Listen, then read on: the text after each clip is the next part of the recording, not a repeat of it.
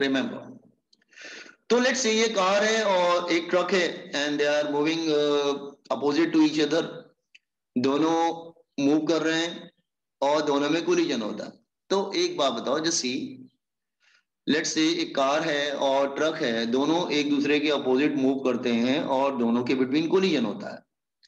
तो मूव करने से पहले उनके पास क्या होगी? Kinetic energy initial. ये कोलिजन से पहले का था। लेट कोलिजन हैपेंस, दोनों के बिटवीन कोलिजन हो जाता है लेट से,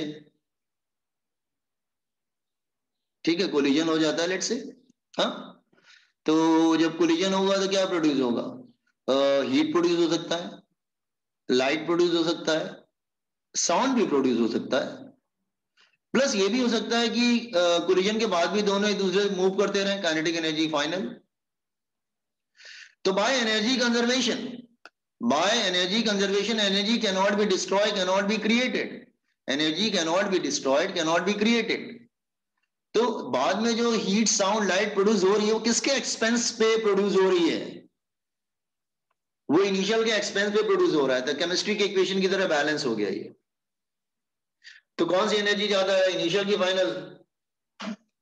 इनिशियल ज्यादा है ना, क्योंकि हीट साउंड लाइट जो क्रिएट हो रहे हैं वो किसके एक्सपेंस पे क्रिएट हो रहे हैं? वो काइनेटिक एनर्जी इनिशियल के एक्सपेंस पे क्रिएट हो रहे हैं ना।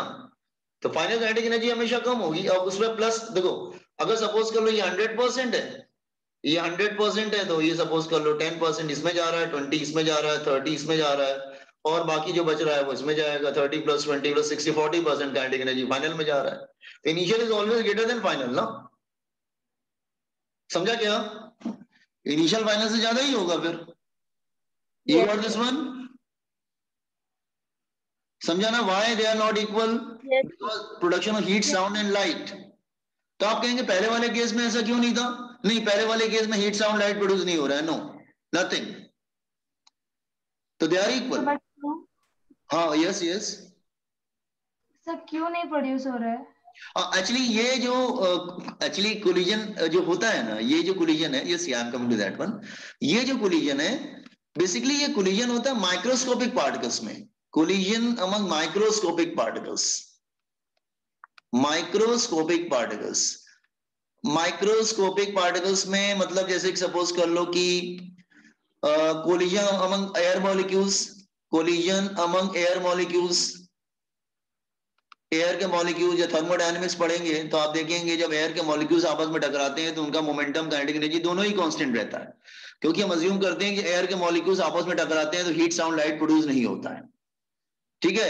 या collision between electrons proton and neutron, collision between electrons protons, ठीक है, अल्फा पार्टिकल, ये सब आपस में जब टकराते हैं तो छोटे पार्टिकल्स के बिटवीन तो कोलिजन इलास्टिक रहता है। लेकिन लेकिन लेकिन लेकिन लेकिन अगर न्यूमेरिकल में, अगर तुमको दे दे न्यूमेरिकल में जेईई के एग्जाम में कि दो ऑब्जेक्ट मूव कर रहे हैं, दोनों एक का मास 1 kg, एक का मास 2 kg है, दोनों आपस में टकराते हैं और कोलिजन इलास्टिक है, तो आप क्वेश्चन मार्क नहीं करेंगे उसमें कि सर कोलिजन तो माइक्रोस्कोपिक पार्टिकल्स में होता है। You're right, collision microscopic particles में होता है, लेकिन जब न्यूमेरिकल देते हैं तो वो बड़े ऑब्जेक्ट के केस में भी इलास्टिक दे सकते हैं and you to accept as it is, आपको उसको फॉलो करना पड़ेगा, ठीक है। तो अगर किसी कोलिजन में इलास्टिक वर्ड बोल देता है तो क्वेश्चन मार्क मत करना कि ये तो माइक्रोस्कोपिक पार्टिकल्स नहीं, ये तो बड़े पार्टिकल्स हैं, इसमें कैसे हो सकता है। तो नहीं, उन्होंने दे दिया तो दे दिया, इज इट क्लियर?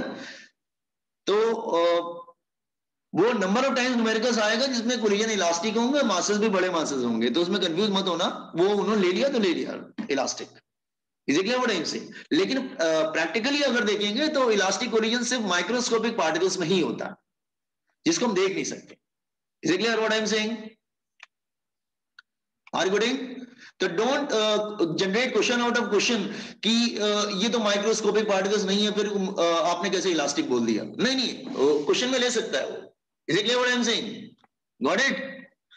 अच्छा, अब इसमें आते हैं। इसमें क्या आप कहेंगे ठीक है, इसमें इसमें डिफरेंस समझ में आ गया, इसमें क्या है? इसमें तो ठीक है, इसमें तो समझ में आ रहा है दोनों बॉडी स्टिक कर जा रही है आफ्टर कोलिजन। इसमें भी सेम चीज है, काइनेटिक एनर्जी कांस्टेंट नहीं होता है, there is a loss in kinetic energy here also, loss in kinetic energy.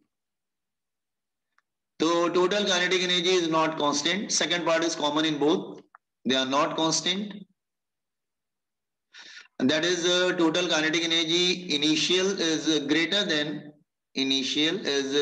than total kinetic energy final. ठीक है, यहाँ पे लॉस इन काइनेटिक एनर्जी होता है, this loss in kinetic energy is that is total kinetic energy initial minus total kinetic energy final, loss होता है। ठीक है, ये एक बहुत ही यूनिक कोलिजन्स होते हैं जिसमें दोनों बॉडी स्टिक कर जाती हैं। अच्छा, समटाइम न्यूमेरिकल में ना ये एक परफेक्टली इनइलास्टिक वर्ड जो है वो यूज नहीं करता है, वो बस इतना दे देता है दोनों बॉडी स्टिक कर गई। तो जैसे भी किसी भी कोलिजन में अगर कोलिजन के बाद दोनों बॉडी स्टिक कर जा रही हैं, समझ जाना वो परफेक्टली इनइलास्टिक का केस है। नाउ नंबर ऑफ टाइम्स आपको मालूम भी चल जाता है, न्यूमेरिकल में गिवन भी होता है ये कौन सा कोलिजन है, लेकिन नंबर ऑफ टाइम्स ऐसा भी होता है कि वो कोई इंफॉर्मेशन नहीं देता है कि किस टाइप का कोलिजन है। तो आपकी पूरी प्रॉब्लम को रीड करके डेटा से आपको समझना पड़ता है कि कौन किस कोलिजन की बात कर रहा है ये। Are you getting? समझा ना? क्योंकि जब तक आप समझ नहीं पाएंगे कौन से कोलिजन हो रहा है तब तक न्यूमेरिकल कैसे प्रोसीड करेंगे। हाँ, फर्स्ट तो चलो सब में आप अप्लाई कर देंगे total momentum initial, total momentum final, लेकिन सेकंड पॉइंट पे कैसे हिट करेंगे? सेकंड पॉइंट आपको बता देगा अगर आप नहीं समझ पाएंगे कि इलास्टिक है कि इनइलास्टिक है कि परफेक्टली इनइलास्टिक है। ठीक है, तो थर्ड टाइप ऑफ कोलिजन थोड़ा डिफरेंट है, ये बोलता है जैसे ये थोड़ा अलग सा कोलिजन है कि after collision in third one after collision both the bodies stick together. After collision both the colliding bodies stick together, both the colliding bodies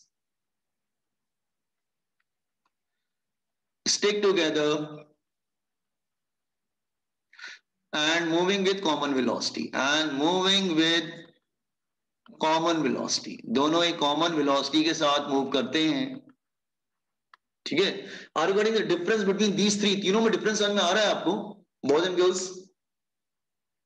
पहले दूसरे में एक बात कॉमन है कि टकराने के बाद दोनों फिर से सेपरेट हो जाते हैं, वो ठीक है। कॉमन क्या है? देखो, पहले दूसरे में अगर somebody ask you कॉमन क्या है तो आप कोलेंगे सर टकराने के बाद दोनों कोलिजन के बाद सेपरेट हो जाते हैं, अलग अलग वेलोसिटी से मूव करते हैं, ठीक है, कोई प्रॉब्लम नहीं है। मोमेंटम भी कांस्टेंट है, लेकिन डिफरेंस क्या है कि काइनेटिक एनर्जी कांस्टेंट नहीं है।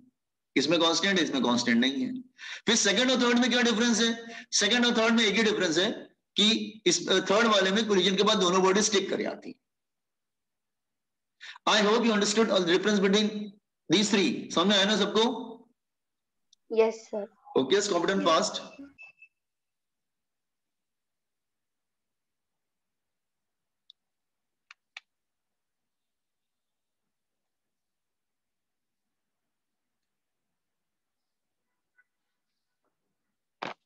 Sir, please scroll down.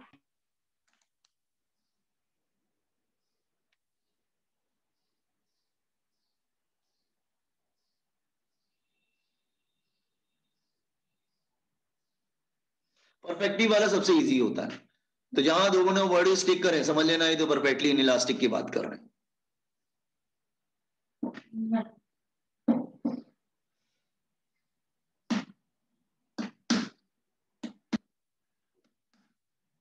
फिर थोड़ा सा ऊपर लीजिए।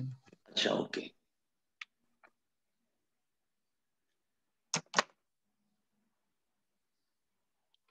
लेकिन एक बात कॉमन है कि कोई भी कोलिजन होता है, आप सबसे पहले आप अटेम्प्ट कर सकते हैं, जितना मोमेंटम पहले होगा उतना मोमेंटम बाद में भी होगा।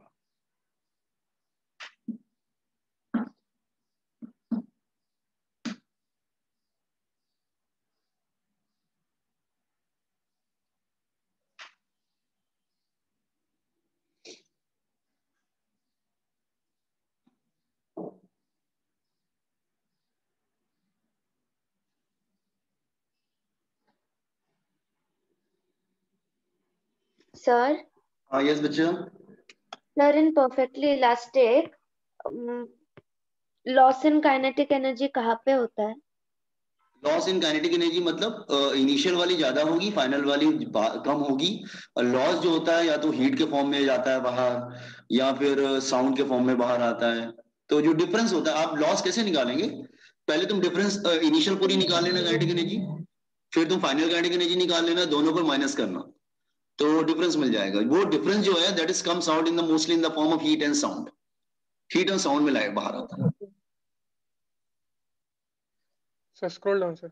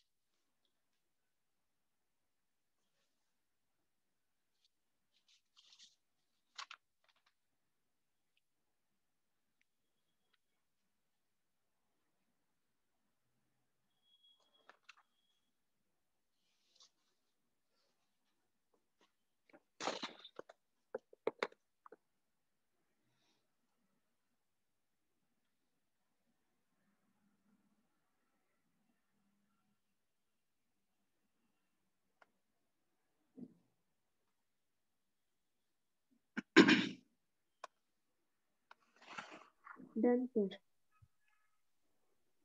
Okay. Now, कितना टाइम लगा? 20 मिनट रह गया। ठीक है, एक काम करते हैं, पहले थोड़ा का एक इजी वाला कर लेते हैं, या थर्ड वन पहले स्टार्ट करते हैं, परफेक्टली इनइलास्टिक। ये छोटा है, जल्दी हो जाएगा, समय भी आ जाएगा। ठीक है, छोटा वाला। ठीक है, अच्छा, तो हम थर्ड वन को पहले कर रहे हैं। थर्ड वन कौन सा हमारा? Perfectly inelastic collision.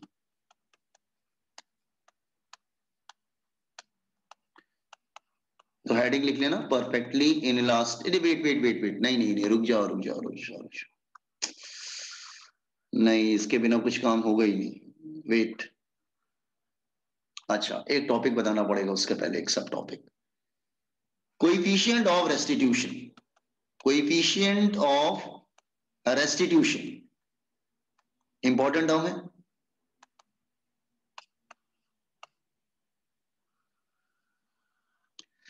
देखो, हम एक्सपेक्ट करते हैं जेईई में कोलिजन पे न्यूमेरिकल आने के 99% चांसेस रहते हैं। ठीक है यार, अपना कोलिजन टॉपिक बहुत अच्छे से तैयार करके जाना, एक क्वेश्चन आने के चांसेस 100% रहते हैं इस पे। ठीक है, now this here coefficient of restitution. Coefficient of restitution actually देखो, ये लिमिट्स हैं बेसिकली। जैसे अगर मैं बोल रहा हूं कि ठीक है, ये एक लिमिट है, ये दो लिमिट है, एक रेंज मैंने बताया। इसके लेफ्ट की तरफ जो होता है वो सपोज कर लो वन एंड पे इलास्टिक लिमिट है, इलास्टिक कोलिजन है, और अदर एंड पे वो जो दोनों बॉडी स्टिक कर जाती है, ये बताया ना, after collision both the body stick together, perfectly inelastic collision है, इनइलास्टिक कोलिजन। एक्चुअली अब जरूरी नहीं है कि कोई बॉडी हमेशा इलास्टिक रहे जिसमें मोमेंटम काइनेटिक एनर्जी दोनों कांस्टेंट रहे। अब कोई ऐसा भी रहता है कि जिसमें दोनों बॉडी स्टिक कर जाती है, एक्सट्रीम एंड्स हैं। इसके बिटवीन जो कोलिजन होता है ना, दैट इज इनइलास्टिक कोलिजन।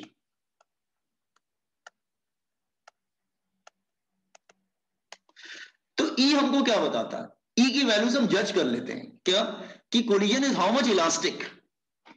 अगर ई का वैल्यू, अगर ई का वैल्यू 1 है, 1 मतलब 100%, तो समझ जाना वो 100% इलास्टिक है। और अगर जिसमें दोनों बॉडी स्टिक कर जाती उसमें ई का वैल्यू 0 होता है, और बाकी सब के लिए, इन इलास्टिक के लिए ई का वैल्यू 0 और 1 के बिटवीन होता है। तो एक्चुअली ई हमको क्या बताता है? Collision is how much elastic. अगर 1 है तो मतलब 100%, जो 100% इलास्टिक है वो। मोमेंटम भी कांस्टेंट है, काइनेटिक एनर्जी भी कांस्टेंट है। अगर ई का वैल्यू 0 है, इसका मतलब दोनों बॉडी स्टिक कर गई कोलिजन के बाद, वो थर्ड वाला केस में चला गया। हाँ, अगर ये भी नहीं है, 1 भी नहीं है, 0 भी नहीं है, अगर ई का वैल्यू तुम्हारा 0.3 दे रखा है या 0.5 दे रखा है या 0.7 दे रखा है, व्हाटएवर इट इज, तो समझ जाना फिर ये वाला केस आ गया, थर्ड बीच मिडिल वाला केस, थर्ड सेकंड केस आ गया। Are you getting? तो डिफरेंस क्या है, ई हमको क्या बताता है, collision is how much elastic it is. If one it is 100%, इसकी वैल्यू को देख के हम आइडिया लगा लेते हैं, ठीक है ना। तो ये तुम्हारा फर्स्ट केस हो गया, ये तुम्हारा सेकंड केस हो गया, और ये तुम्हारा थर्ड केस हो गया। तो ये E0 और E1 ये एक्सट्रीम केसेस हो गए, 100% इलास्टिक, 100% इन इलास्टिक परफेक्टली। और मिडिल वाला जो केस हो गया वो क्या है, सेमी इलास्टिक है, मतलब it's neither completely elastic nor it is perfectly inelastic, body merge भी नहीं कर रहे हैं और काइनेटिक एनर्जी कांस्टेंट भी नहीं है, तो वो फिर सेकंड वाले केस में चला जाता है। क्लियर? तो ई हमको क्या बताता है, जस्ट इंडिकेट, ई क्या इंडिकेट करता है, ई जो है इंडिकेट करता है collision is how much elastic collision is. E indicates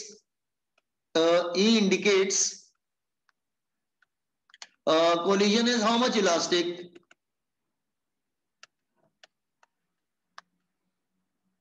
वो कितना इलास्टिक है। Is it clear? कोलिजन कितना इलास्टिक है, तो ई की वैल्यू से हम जज करते हैं, ठीक है। तो ई, अच्छा फर्स्ट, क्योंकि इसमें ई का वैल्यू 1 है, इसमें ई का वैल्यू 0 है, तो इसकी वैल्यू तो नहीं देगा, ये याद रखना पड़ेगा कि इलास्टिक के लिए ई का वैल्यू 1 होता है और परफेक्टली इलास्टिक के लिए ई का वैल्यू 0 होता है। हाँ, लेकिन ये वाला केस होगा तो या तो ई की वैल्यू गिवन होगा या फिर फाइंड आउट करना होगा तुमको सेकंड वाला केस में। Is it clear? Okay, now so just let me take the example, just here suppose the two bodies are here and they are moving with velocities u1 and u2, masses are m1 and m2, that is after collision.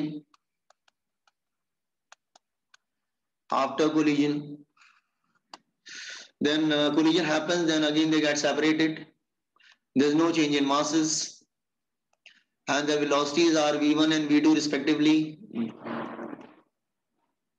that is after collision.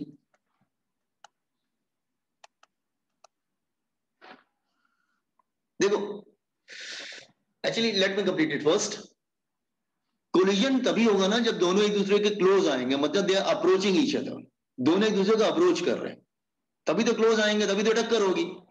Approach करना मतलब कैसा है, या तो same direction में तो भी approach कर सकते हैं, ज्यादा एक वेलोसिटी मूव कर रहा है, कम वेलोसिटी से वो पहुंच गया एक दूसरे के पास, टक्कर हो गई। अपोजिट डायरेक्शन में तो भी हो सकता है, एक रेस्ट पे है तो भी टक्कर हो सकती है, एक रुका हुआ दूसरा आगे हिट कर देता है उसको, ठीक है। ओके, सो पहले दोनों एक दूसरे को अप्रोच कर रहे हैं, let's say I am taking, suppose अगर दोनों सेम डायरेक्शन में जा रहे हैं, ऐसा होता नहीं है लेकिन मैं ले रहा हूं, सपोज करो सेम डायरेक्शन में जा रहे हैं, तो जो पीछे आ रहा है उसकी वेलोसिटी ज्यादा है, जो आगे जा रहा है उसकी वेलोसिटी कम है, ठीक है। अब कुछ तो अज्यूम करना ही पड़ेगा ना फॉर्मूला निकालने के लिए, ठीक है। तो u जो m1 जो है m2 को अप्रोच कर रहा है, m1 is approaching m2, approach कर रहा है, u2 की वेलोसिटी कम है, u1 ज्यादा है तो अप्रोच कर रहा है उसको। No, what is relative velocity of approach? Relative velocity of approach, sir वो दोनों आफ्टर कोलिजन का नहीं समझे, दोनों कैसे क्या हुआ? अच्छा ठीक है, अभी हमें नहीं मालूम कि कौन किधर जाएगा, हमें नहीं मालूम कौन किधर जाएगा, ठीक है। तो इसलिए हम वेक्टर साइन लगा के इसको छोड़ दे रहे हैं बेटा, मतलब जो न्यूमेरिकल करोगे ना तो आपको देखना पड़ेगा कौन किधर जाएगा। हो सकता है ऐसे भी तो हो सकता है कोलिजन के बाद एक वापस इधर चला जाए, एक इधर चला जाए, ऐसे भी तो हो सकता है ना, हो सकता है कि नहीं? तो वो आपको यस सर, वो आपको हाँ सर, साइन कर, वही मैं बता रहा हूँ, किधर भी जा सकते हैं, मैं जनरलाइज कर लिया एक, इसलिए फाइनल फॉर्म में वेक्टर लगा के छोड़ दूंगा ताकि आपको you can put the proper sign. तो पहले सपोज कर लो वो दूसरे अप्रोच कर रहे हैं, they are approaching each other.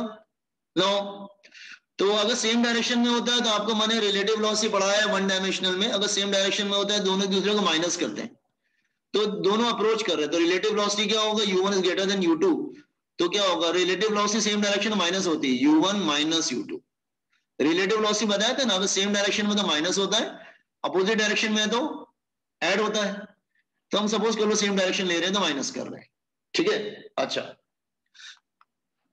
लो फिर टक्कर हुआ, दोनों सेपरेट हो गए, now they are separating from each other, now they are separating, the relative velocity of separation, now they are separating out, और सेपरेशन, अच्छा सपोज कर लो कि तुम्हारा फ्रेंड आगे जा रहा है, वॉक करके जा रहा है, ठीक है, और तुम पीछे से रनिंग करके आ रहे हो, भागते हुए आ रहे हो, ठीक है, तो तुम्हारी वेलोसिटी ज्यादा है, उसकी कम है, तुम उसको उसको धक्का दोगे, कोलाइड करेगा, तुम उसको धक्का दोगे, तो व्हाट विल हैपन? कोलिजन के बाद क्या होगा? उसकी स्पीड बढ़ जाएगी, तुम्हारी कम हो जाएगी, होगा ना ऐसा? अगर तुम किसी को धक्का दोगे तो तुम्हारी स्पीड कम हो जाएगी, उसकी बढ़ जाएगी, तुम्हारी कम हो जाएगी। तो लेट्स से वो फॉरवर्ड जाएगा। हाँ लेट्स, मैं एग्जांपल ले रहा हूँ, let they are separating out, separate हो रहे हैं एक दूसरे से, सेपरेट हो रहे हैं, इसका मतलब M2 की वेलोसिटी ज्यादा हो जाएगी, M1 की वेलोसिटी कम हो जाएगी, तभी तो सेपरेट होंगे, वरना सेपरेट कैसे होंगे?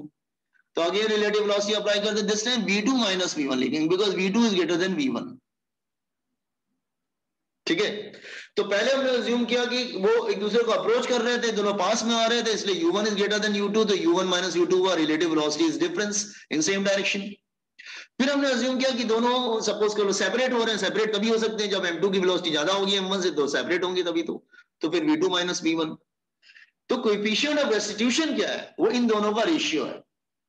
आरवी मतलब relative velocity of separation, separation ऊपर आएगा, सेपरेशन डिवाइडेड बाय आरवी मतलब relative velocity of approach, approach. ये फॉर्मूला कैसे यूज करेंगे ये बताते हैं, वेट। तो E की वैल्यू हो जाएगी v2 minus v1 and u1 minus u2। अब तुम्हें साइन देख के रखना पड़ेगा कौन किधर जा रहा है, you have to put the sign. मैं यहां पे तो बता रहा हूं कैसे रखोगे तुम sign. Let's say it is, अब तुम्हें साइन कन्वेंशन यूज करना पड़ेगा, बिना साइन कन्वेंशन के नहीं हो पाएगा ये, ठीक है। जैसे अब तुम साइन कन्वेंशन यूज करोगे, आप कहेंगे सर साइन कन्वेंशन मतलब, अगर देखो अगर u और v राइट तरफ जा रहे हैं तो प्लस लोगे, अगर u और v लेफ्ट की तरफ है तो उनको माइनस लोगे, अगर u और v ऊपर की तरफ है तो उनको प्लस लोगे,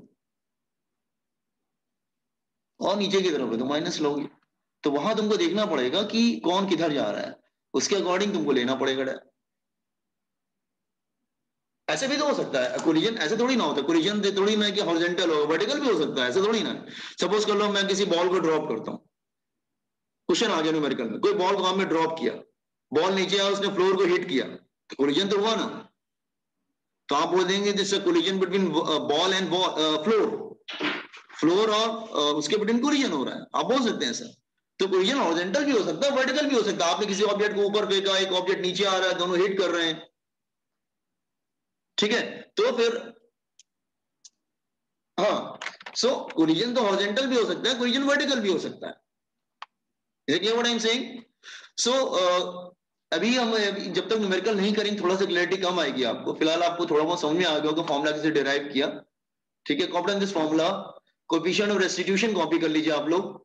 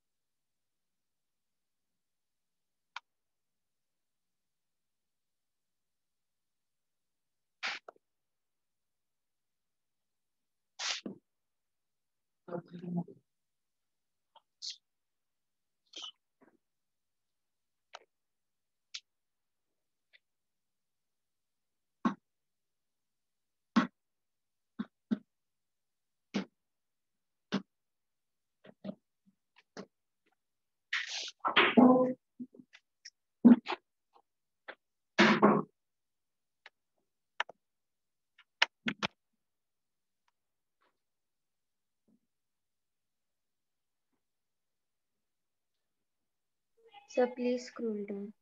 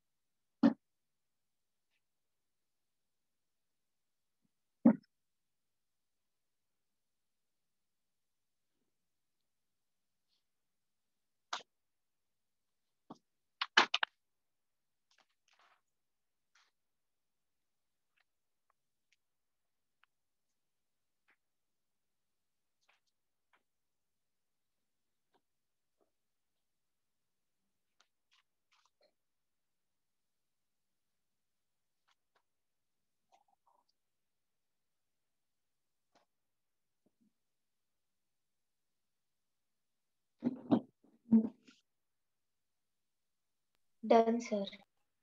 Everybody completed? Yes, sir. अच्छा, just completed. तो एक दो क्वेश्चन कर लेते हैं. अब उतना टाइम तो नहीं है कोई नया टॉपिक स्टार्ट, मतलब इसमें क्या मुझे पढ़ाना था. अच्छा, नेक्स्ट टाइम हम लोग क्या करेंगे, कल हम लोग परफेक्टली पहले पढ़ेंगे, उसके बाद इलास्टिक पढ़ेंगे, फिर इलास्टिक, फिर इन इलास्टिक. ठीक है, तो कल का लेक्चर मिस मत करना एवरीवन. ठीक है, फिलहाल एक दो क्वेश्चन न्यूमेरिकल कर लेते हैं हम लोग. Sir yes. सर, अगर दो बॉडीज अपोजिट डायरेक्शन में कोलाइड करने के लिए आएंगे तो फिर हमें कैसे पता चलेगा कि फाइनल वेलोसिटी किस डायरेक्शन में होगा? वो तुम फॉर्मूला देंगे ना, तुमको फॉर्मूले में रखोगे, तो फॉर्मूले में अगर प्लस आएगा तो मतलब राइट की तरफ जा रहा है, माइनस आ रहा है तो लेफ्ट की तरफ आ रहा है. अभी तो फॉर्मूला डिराइव नहीं किया ना. एक्चुअली इनके फॉर्मुलेज होते हैं, जैसे ये जो V1 V2 है ना, इनके फॉर्मुलेज होते हैं, तो उनकी फॉर्मुलेज में रख के कैलकुलेट करना पड़ता है. ठीक है, हम फॉर्मूला देंगे, कल देंगे ना फॉर्मूला. ओके, क्योंकि हमको कैसे मालूम चलेगा कौन किधर जा रहा है, वो तो फॉर्मुलेज पे डिपेंड करेगा ना, कि फॉर्मूले में प्लस आ रहा है. वो एक्चुअली मासेस पे डिपेंड करता है बेटा. जैसे सपोज कर लो, अगर एक साइकिल वाला ट्रक को टक्कर मारेगा तो साइकिल पीछे आएगा ना फिर, लेकिन अगर ट्रक वाला साइकिल को टक्कर मारेगा तो मतलब दोनों ही आगे जाएंगे फिर. ठीक है, तो ऐसा मतलब डिपेंड करता है, मासेस पे एक्चुअली डिपेंड करता है. ठीक है, okay. Can I change the screen? Yes, sir. Okay, see you. कोई क्वेश्चन हम लोग कर लेते हैं, इसमें क्या देख लेते हैं कोई question.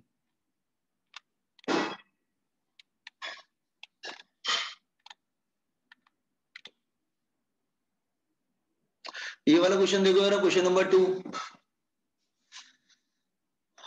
Question number 2.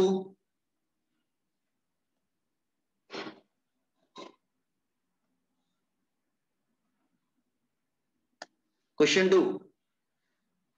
A 238 uranium nucleus decayed by emitting an alpha particle. Alpha particle क्या होता है? हीलियम होता है ना. Alpha particle is helium. Helium आगे मूव करता है with velocity of v metre per second. तो अच्छा हाँ, देखो ऐसा है क्वेश्चन, रिकॉइल पूछ रहा है, रिकॉइल स्पीड पूछ रहा है. तो मैं डायग्राम समझा रहा हूँ. एक्चुअली ऐसा है कि पहले सपोज कर लो ये एक बड़ा सा न्यूक्लियस था. ये किसका न्यूक्लियस है? यूरेनियम का. और 238 है इसका मास, 238 मास है. अच्छा, उसके बाद ये डिके होता है. डिके मतलब आपने सुना होगा, रेडियो एक्टिविटी के बारे में सुना होगा, alpha beta gamma decay emit करते हैं जो रेडियो एक्टिव न्यूक्लियस होते हैं. तो सपोज ने एक हीलियम एटम को एमिट कर दिया. तो पहले ये रेस्ट पे था ना बेटा, तो मोमेंटम क्या होगा? 0. तो जो एमिट करेगा, तो लेट्स से हीलियम जो है वो राइट तरफ जा रहा है, तो इसको वापस पीछे की तरफ आना पड़ेगा. वाई? क्योंकि अगर इनिशियल मोमेंटम 0 है तो फाइनल मोमेंटम को भी क्या होना चाहिए? फाइनल मोमेंटम ऑल्सो बिकम 0, तो फाइनल भी 0 हो जाएगा. तो अल्फा पार्टिकल इसमें से निकल गया. अल्फा का मास क्या लेंगे? हीलियम का मास क्या लेते हैं बेटा? क्या लेंगे मास? मास क्या लेंगे? हीलियम का मास क्या लेंगे? 2. हीलियम 2. एटॉमिक मास पूछ रहे हैं बेटा, एटॉमिक 4. नंबर नहीं. 4 लेंगे ना हम, एटॉमिक मास पूछ रहे हैं. Is it clear? जैसी सो इसका मास अगर 238 है तो इसका मास हो जाएगा 4. अगर 4 इधर चला गया तो इसके पास कितना बचेगा? 238 में 4 इधर निकल गया तो इसके पास मास कितना बचेगा? 234 बचेगा. तो आपको मालूम है मोमेंटम पहले 0 था तो फाइनल मोमेंटम भी 0 होगा. अगर इनिशियल मोमेंटम 0 है तो फाइनल मोमेंटम भी 0 होगा. तो ये 0 है तो इसका मोमेंटम भी 0 करो. मास इंटू वेलोसिटी, इसकी वेलोसिटी v ले लेते हैं, इसकी वेलोसिटी स्मॉल v ले लेते हैं. तो मास इंटू वेलोसिटी, तो 234 into capital V plus 4 into small v, 4 into small v. तो तुम्हें क्या चाहिए? स्मॉल v की वैल्यू चाहिए ना, तो इधर आ जाएगा 234v is equal to minus 234v is equal to 4 small v. तो स्मॉल v क्या आ जाएगा? माइनस 234 बाइपोलर स्पीड और अच्छा न्यूक्लियस का स्पीड चाहिए, सॉरी न्यूक्लियस का स्पीड बोल रहा है। The find the speed of record nucleus, just sorry capital V चाहिए, हाँ कैपिटल वी चाहिए। तो इसको हाँ तो ये नीचे आ जाएगा ना फिर, तो कैपिटल वी आ जाएगा ना फॉर्मूला, कैपिटल वी क्या आ जाएगा -4v अपॉन 234 आ जाएगा। आप इस तरह से कर सकते हैं। तो यहाँ पे हमने वही यूज किया ना, जैसे गन मारा था, जितना मोमेंटम पहले था उतना मोमेंटम बाद में रहेगा, तो इस तरह से मल्टीप्लाई करके कर लिया। तो हैव यू अंडरस्टूड कि कैसे यूज करना है law of conservation of momentum, क्योंकि ये बहुत इंपॉर्टेंट है। अगर आप एक बार बताना, फिर से नहीं समझी। जितना मोमेंटम पहले था बेटा उतना मोमेंटम बाद में कर दिया, पहले रेस्ट पे था तो मोमेंटम 0 है, तो बाद में मोमेंटम क्या होगा, mass into velocity, mass into velocity, ऐसे रख दिया। इसका मास 234 है, इसका 4 है, तो mass into velocity, mass into velocity. फिर कैपिटल वी निकालना था, कैपिटल वी निकाल लिया। सर हाँ sir the recoil speed of residual nucleus का मतलब? रेसिड्यू मतलब जितना बचा हुआ है बेटा, रिकॉइल्ड। जैसे न्यूक्लियस डिके होता है ना तो धीरे धीरे कम होता जाता है वो, उसको बोलते हैं रेडियो एक्टिव डिके बोलते हैं। तो न्यूक्लियस क्या करता है ना, अल्फा बीटा पार्टिकल्स एमिट करता है और धीरे धीरे ना उसका जो एटॉमिक मास होता है वो कम होता जाता है, कम होता जाता है, कम होता जाता है। तो रेसिड्यूल मतलब बचा हुआ। तो अगर हीलियम उसने एमिट कर दिया तो जो रेसिड्यूल मतलब कितना बचा हुआ है, तो बचा कितना 234 बचा ना। फिर जब उसने 4 एमिट कर दिया तो उसका एटॉमिक मास कम हो गया 234, तो उसको रेसिड्यू बोल रहे हैं, जो बचा हुआ होता है, that is residue part, that part. Recoil मतलब पीछे की तरफ आता है, रिकॉइल करेगा वो, क्योंकि अगर टोटल मोमेंटम को कांस्टेंट करना है ना, इस तरह ऐसा हो गया। Got it? ये समझा क्या? Yes sir. अच्छा चलो ठीक है, नेक्स्ट टाइम इसको कंप्लीट करते हैं हम लोग, कल कंप्लीट करते हैं। कल हम लोग इतना पढ़ लेंगे कि इस पे काफी प्रॉब्लम्स कर सकते हैं फिर हम लोग, ठीक है? चलो okay, thank you. Thank you sir. Thank you sir. Thank you.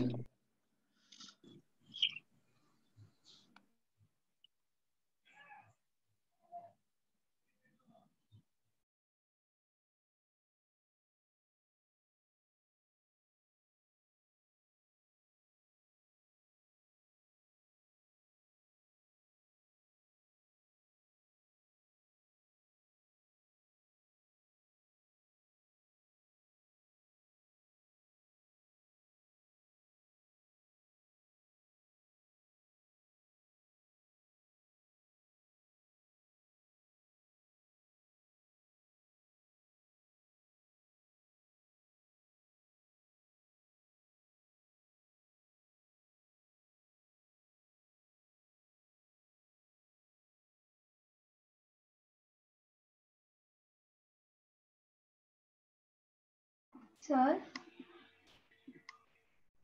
अच्छा सर अगर कोई कुछ वेलोसिटी नहीं दिया मतलब उसको रेस्ट में लेना है क्या? हाँ, फिर उसकी वेलोसिटी को u को 0 लेना पड़ेगा, तो u को 0 ले लेंगे। झूठी हुआ हमें जो मर जाऊंगी। उसकी वेलोसिटी को फिर 0 ले लेंगे बेटा, ठीक है? उसकी वेलोसिटी 0 ले लेंगे फिर, ठीक है? Okay thank you sir. Thank you.